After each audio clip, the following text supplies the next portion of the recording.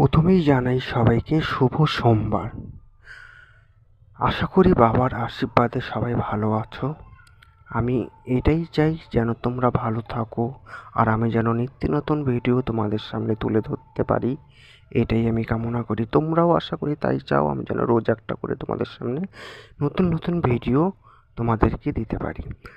তো আজকে সোমবার, আমি বাবার পুজো কীভাবে করি সেটাই তোমাদের সাথে শেয়ার করার চেষ্টা করছি। তো আমি শিবলিঙ্গ কীভাবে শিবের মাথায় কীভাবে জল ঢালি সেটাই তোমাদের আজ আমি দেখাবো। প্রথমে শিবলিঙ্গটাকে আমি পরিষ্কার করে নিয়েছি। তারপরে পরিষ্কার করা হয়ে যাওয়ার পরে কিছুটা ঘি দিয়ে বাবার শিবলিঙ্গের মধ্যে হাত দিয়ে কচলাতে হবে। কচলানো হয়ে গেলে খানিকটা দুধ বাবার মাথায় ঢেলে দেবো। তারপরে যে দুধ ঢালা হয়ে গেলে 1 ঘটি জল বাবার মাথায় ঢালতে হবে।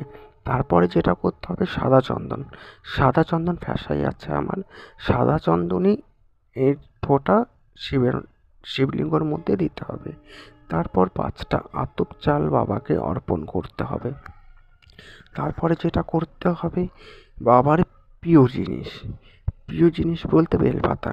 5টা বেলপাতা এক এক করে আমি চন্দন ভরিয়ে ভরিয়ে বাবার মাথায় আমি দেব।